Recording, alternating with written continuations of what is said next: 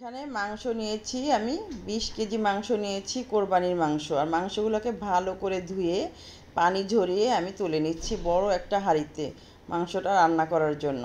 তা ভালো করে ধুয়ে আমি তুলে নিচ্ছি। এবার আমি সব মশলা দিয়ে একসঙ্গে ভালো করে মেখে নিব। প্রথমে আমি পেঁয়াজ কুচি দিয়ে দিলাম, এরপরে দিয়ে দেব অল্প অল্প করে সব মশলা আস্তে আস্তে করে দিয়ে দিব।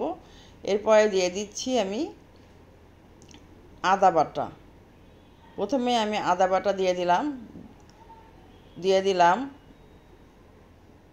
ধনিয়া গুঁড়া দিয়ে দিলাম, রসুন বাটা দিয়ে দিলাম। বেশি করে রসুন বাটা, আদা বাটা, জিরা বাটা, ধনিয়া গুঁড়া, হলুদের গুঁড়া, যেহেতু এখানে 20 কেজি মাংস ওইভাবে মশলাটা দিতে হবে।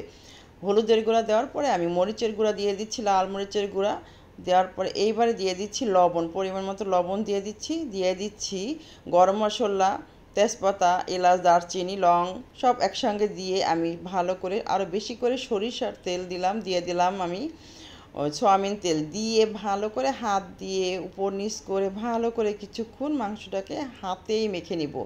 আর হাতে মাখানো এই মাংসটাতে এতটাই মজার হয়, যারা কখনো খাননি অবশ্যই এইভাবে আমি যেভাবে রান্না করি এভাবে রান্না করে খেয়ে দেখবেন যে কতটা মজার।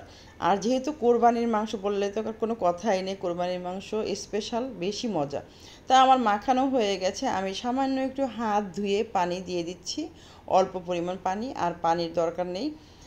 এরপরে আমি চুলাতে বসিয়ে দিয়ে ঢাকনাটা দিয়ে ঢেকে দিয়েছি।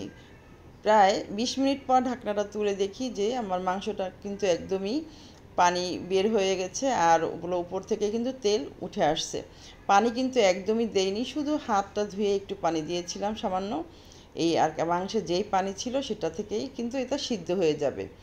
আর কোরবানির গরুর মাংস সিদ্ধ হতে কিন্তু বেশি সময় লাগে না। তা আমার মাংসটা কিন্তু প্রায়ই হয়ে গেছে একদমই। আমি উপর থেকে ভাজা জিরার গুঁড়া আর গরম মশলা গুঁড়া দিয়ে দিলাম, দিয়ে আমি আবারও ভালো করে নেড়েচেড়ে নিচ্ছি। আর অনেক সুন্দর হয়েছে, কিন্তু একদমই মাখা মাখা হয়েছে, একদম ওই ঝোল নেই, আর মাখা মাখা হয়েছে। তা আমার রান্নাটা হয়ে গেছে, আর উপরে কিন্তু তেল উঠে আসছে অনেক সুন্দর। তা আমি একটা বাটিতে সার্ভ করে নিচ্ছি, তুলে নিচ্ছি এই যে। আর এভাবে রান্না করে যারা এখনও খাননি অবশ্যই খেয়ে দেখবেন, যেহেতু কোরবানির মাংস। রান্নাটা হয়ে গেছে। এতক্ষণ ধৈর্য সহকারে রেসিপিটি দেখার জন্য সবাইকে অসংখ্য অসংখ্য ধন্যবাদ। পরবর্তী রেসিপি দেখার জন্য সবাইকে আমন্ত্রণ রইল। সবাই ভালো থাকবেন।